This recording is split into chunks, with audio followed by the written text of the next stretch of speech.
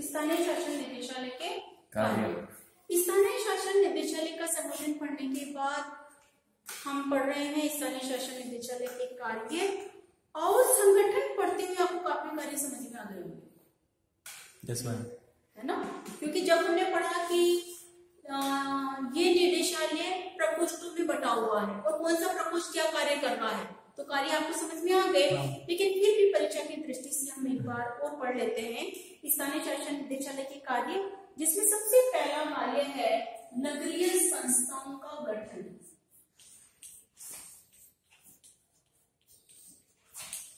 बता सकते हो इसका मतलब क्या होगा? नगर परिषद और नगर निगम का गठन। देखो बच्चों, नगर निगम का गठन तो राज्य सरकार के अधिनियम से होता है ना? राज्य सरकार के अधिनियम से होगा।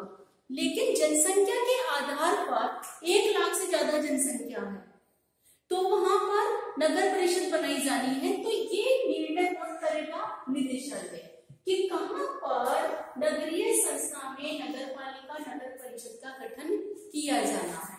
और अगर कहीं नगर निगम बनाने की मांग उठ गई, 5 लाख से ज्यादा जनसंख्या है, आय के स्रोत भी बहुत है, और नगर निगम बनाने की अगर मांग उठ रही है तो राज्य सरकार के पास प्रस्ताव कौन भेज रहा है? निदेशालय। ये निदेशालय बता रहा है कि कहां पर नगर निगम बनाने की मांग उठ रही है, कि वहां की जनसंख्या कितनी है, आय के स्रोत क्या है, शेष संसाधन कैसे हैं, क्या वहां नगर निगम बनाया जा सकता है। तो राज्य सरकार फिर अधिनियम बनाएगी। अधिनियम कहाँ जाएगा? विधानसभा में। जागे रहो, विधानसभा में। और विधानसभा में पारित हो जाता है वो अधिनियम। तो फिर ऐसी स्थिति में 150 से लागू करेगा। हाँ, तो नगर निगम बन जाएगा।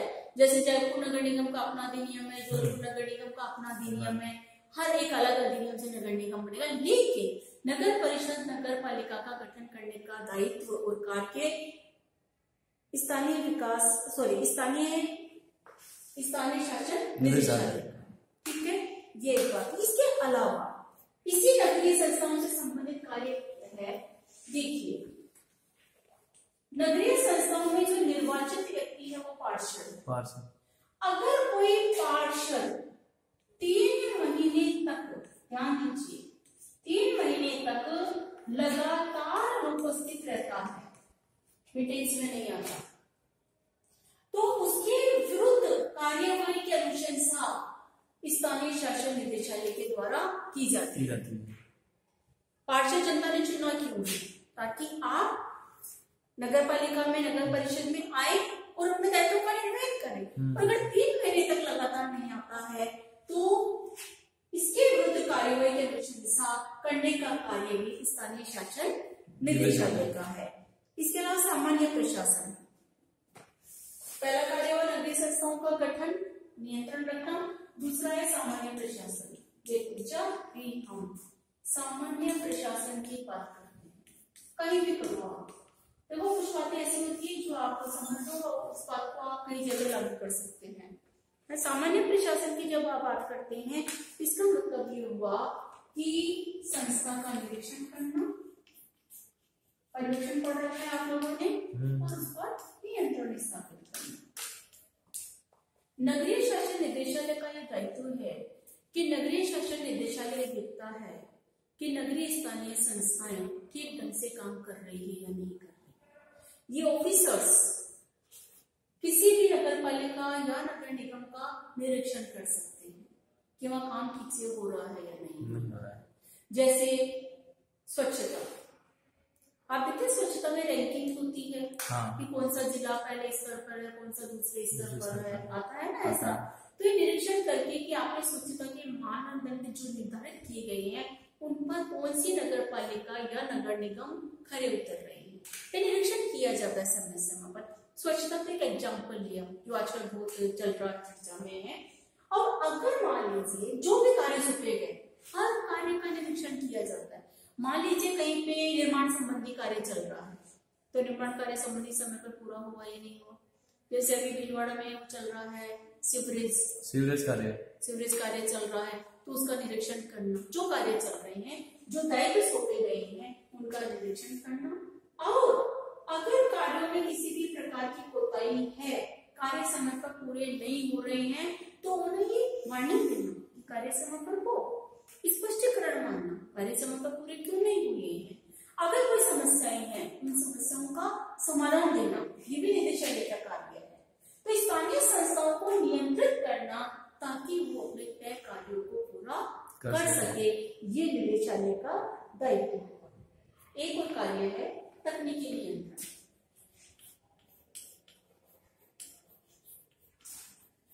तकनीकी नियंत्रण, आपने स्थानीय शासन निदेशालय में संगठन में पढ़ा कि एक प्रकोष्ठ होता है जो निर्माण संबंधी कार्यों को देखता है, जिसमें अभियंता होता है, इंजीनियर होते हैं, ठीक है।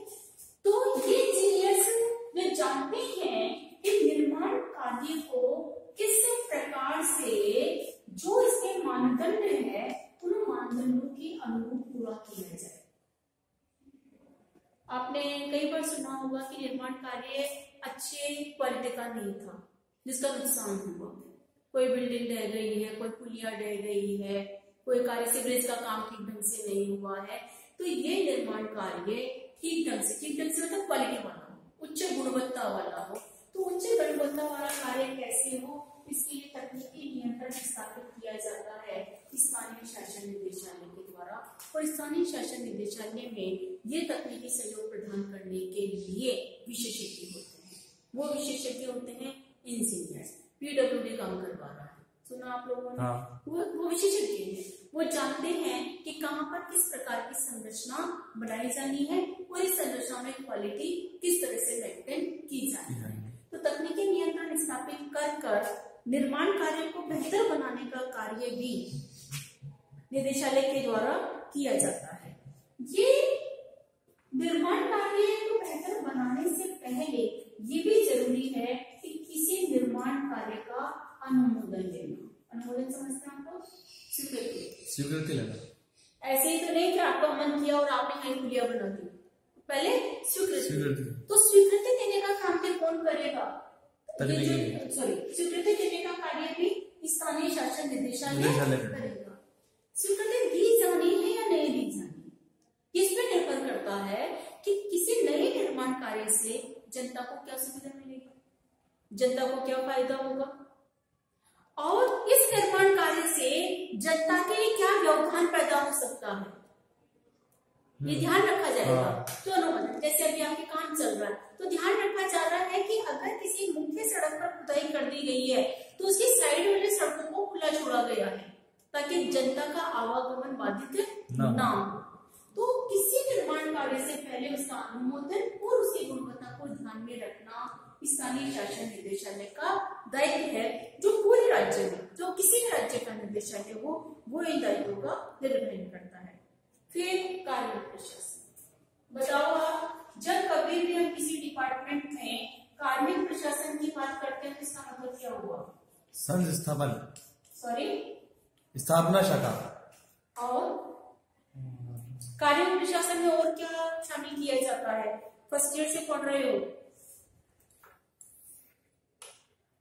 संस्थापन शाखा। संस्थापन शाखा तो एक हो गया, तो आपने संगठन में पढ़ा था, संविदा पे भर्ती करते हैं। Yes, very good. जब भर्ती एक बात हो, पूरी बात नहीं, देखो जब भी हम कार्मिक प्रशासन की बात करते हैं तो इसका मतलब हुआ भर्ती, प्रशिक्षण, याद रख लो इसको, तो भर्ती, प्रशिक्षण, पदोन्नति फर्स्ट ईयर में भी पढ़ा था आप लोगों ने, और हर जगह जब भी डिपार्टमेंट पढ़ते हैं भर्ती, प्रशिक्षण, पदोन्नति, वेतन भत्ते और अनुशासनात्मक कार्य।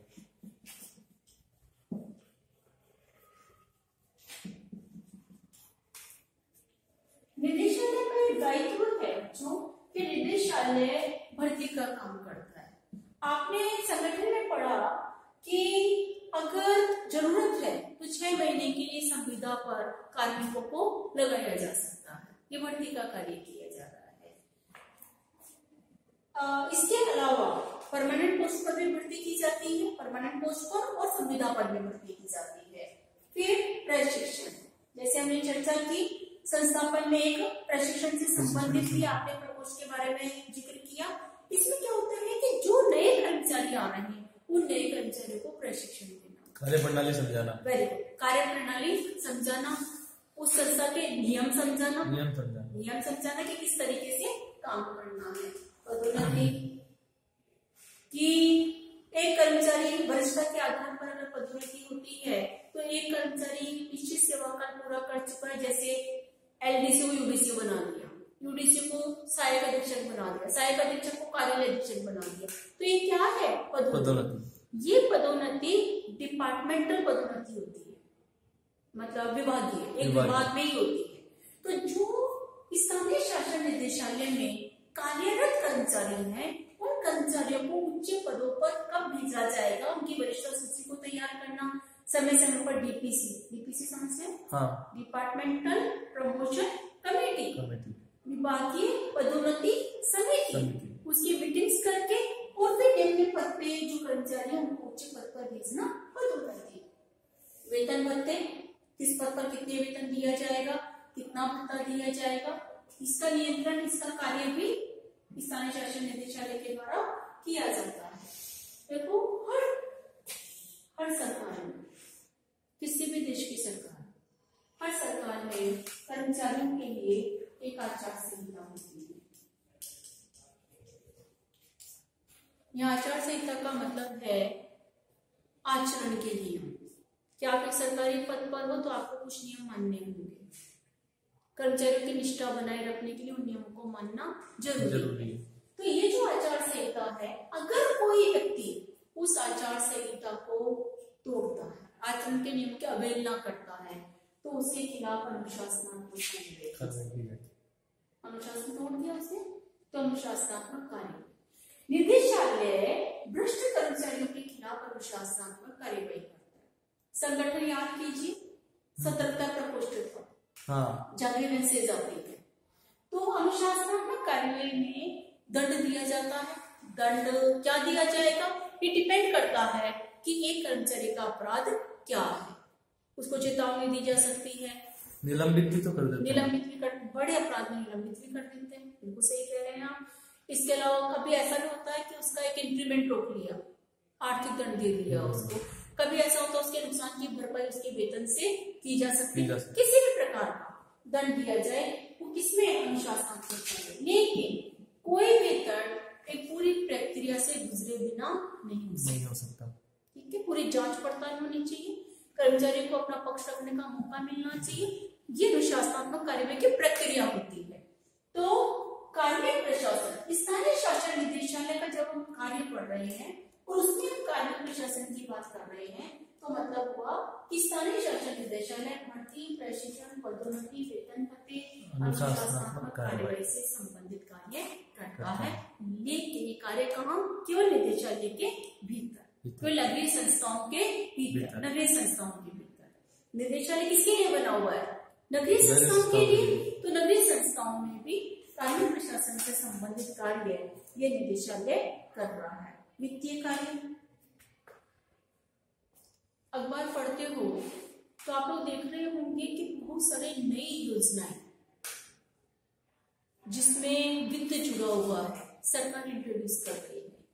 जैसे आपने सुना होगा गरीबी उन्मूलन कार्यक्रम, गरीबी उन्मूलन कार्यक्रम है, या बालिका समृद्धि योजना है, या गरीबों को आवास व्यवस्था देने से संबंधित योजना है, या नगर विकास के लिए कई योजनाएं चलती है। इन सब में वित्त जुड़ा हुआ है, बिना पैसे की तो नहीं हो सकती ना, नहीं, सॉरी।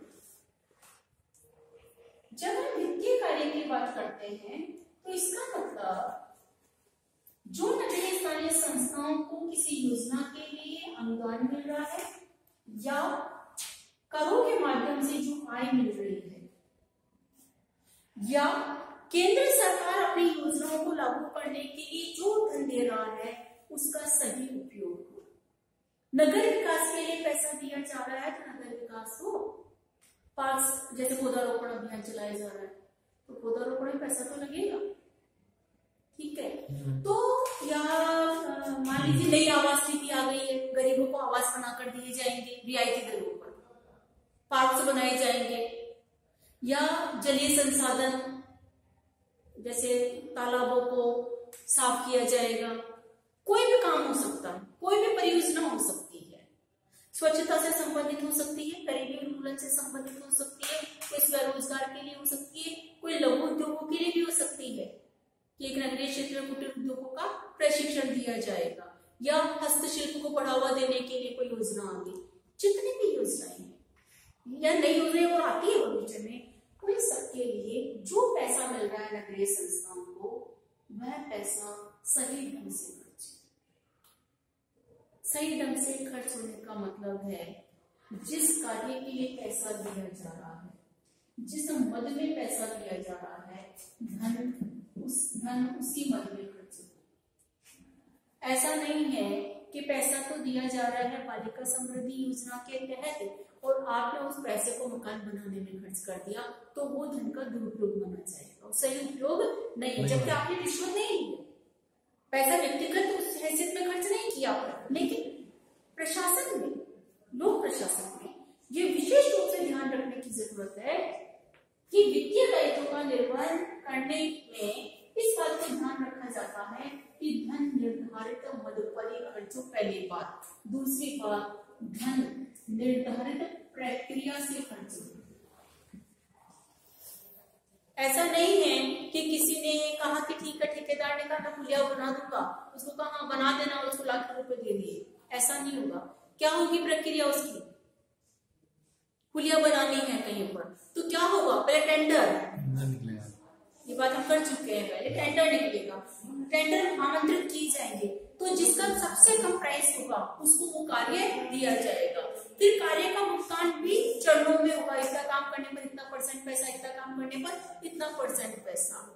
तो ये जो प्रक्रिया है, इस प्रक्रिया के तहत ही वित्त खर्च किया जाना चाहिए। स्कॉलरशिप मिलती है तो उसमें भी तो प्रक्रिया अपनाई जाती है।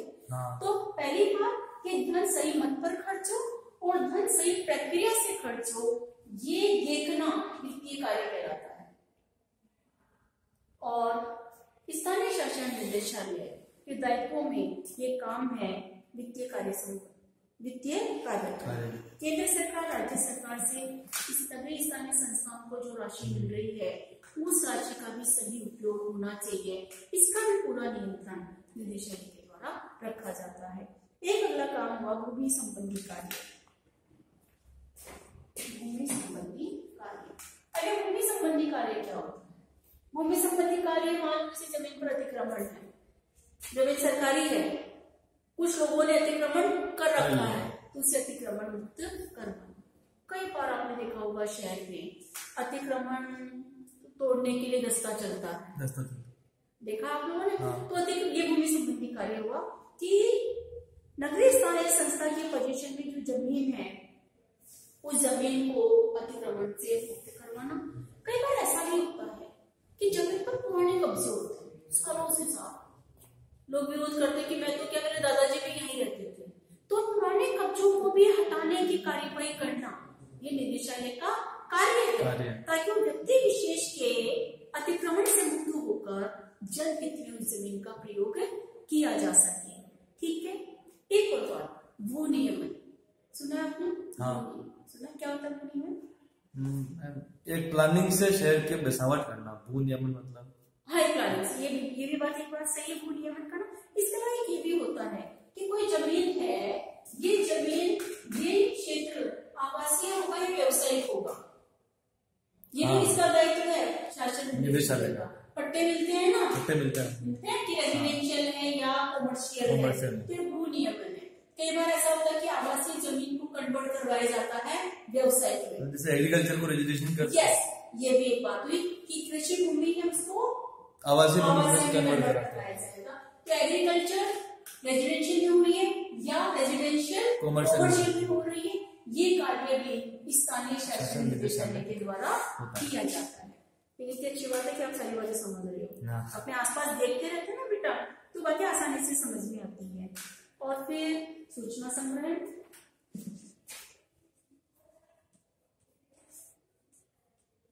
प्रति वर्ष के आंकड़े एकत्रित करने का कार्य है निदेशालय का किस साल में पूरे, जैसे राजस्थान की बात करें तो पूरे राजस्थान में नगरीय संस्थाओं ने क्या कार्य किए हैं, चाहे वो निर्माण से संबंधित कार्य है, कौन सी योजनाएं इन्होंने लागू की है, क्या नई योजनाएं आई हैं, उनमें कितने लाभान्वित रहे हैं, लाभान्वित समझते हैं कितने लोगों को लाभ मिला, लाभार्थी कितने हो गए हैं, ये सारी सूचना एकत्रित करना जिससे कि वार्षिक प्रतिवेदन तैयार किया जा सके, रिपोर्ट, एनुअल रिपोर्ट को हिंदी में प्रतिवेदन बोलते हैं। वार्षिक प्रतिवेदन तैयार करने के लिए नगरीय स्थानीय संस्थाओं के कार्य उपलब्धियों से संबंधित सूचनाएं एकत्रित करने का कार्य स्थानीय शासन निदेशालय का है। नेक्स्ट, जन शिकायतों का निवारण, ऐसे समझ लीजिए, अगर किसी भी नगर पालिका, नगर परिषद या नगर निगम से जनता को कोई शिकायत है, जैसे हम नहीं तो कोई भी शिकायत कर सकता है कि हमारे यहाँ सफाई नहीं हो रही, तो आप देखते हैं कि एक नंबर दिया जाता है कि आप क्या शिकायत दर्ज कर सकते हैं। हाँ, टोल फ्री नंबर, यस, शिकायत दर्ज करवा सकते। तो अगर शिकायत या किसी ने मान लीजिए सही काम करने की एवज में भी पैसे मांग लिए हैं, या आपका वाजिब हक बनता है, वो नियमन के काम ठीक से नहीं हो रहे हैं, कोई भी काम अगर ठीक से नहीं हो रहा या जनता संतुष्ट नहीं है, तो जनता के पास ये हक है कि जनता शिकायत कर सकती है। और ये शिकायत कहाँ जाएगी? स्थानीय शासन निदेशालय। स्थानीय शासन निदेशालय क्या करेगा? स्थानीय शासन आजकल तो संपर्क पोर्टल भी है, हाँ, ऑनलाइन उसमें भी शिकायत दर्ज कर सकते हैं। जैसे संपर्क पोर्टल में अगर मान लीजिए आपने किसी अन्य स्थानीय संस्था की शिकायत की, तो शिकायत कहाँ रेफर हो जाएगी? स्थानीय शासन निदेशालय। फिर निदेशालय जांच करेगा कि इस शिकायत के लिए जिम्मेदार व्यक्ति कौन है, और उस जिम्मेदार व्यक्ति से जवाब मांगा जाएगा, और जितनी जल्दी हो सके, जितने प्रभावी ढंग से हो सके, उस शिकायत को दूर करने का प्रयास किया जाएगा। और आखिरी कार्य है परामर्शकारी कार्य। किसको परामर्श देगा निदेशालय? क्षेत्रीय कार्यालय, क्षेत्रीय कार्यालय को तो आदेश देगा। एक उच्च संस्था अपने अधीनस्थ को परामर्श देगा या आदेश देगा? परामर्श, आदेश देगा।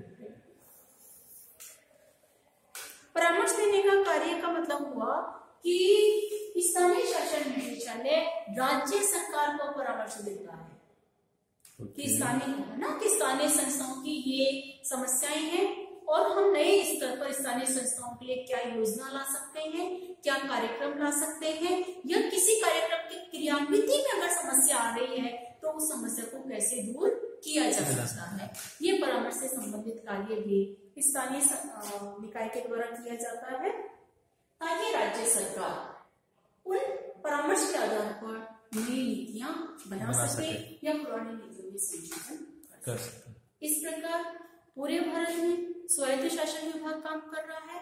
स्वायत्त शासन विभाग के साथ स्थानीय शासन निदेशालय जो कार्य कर रहा है, ताकि नगरीय स्थानीय संस्थाओं को प्रभावी ढंग से संचालित किया जा सके।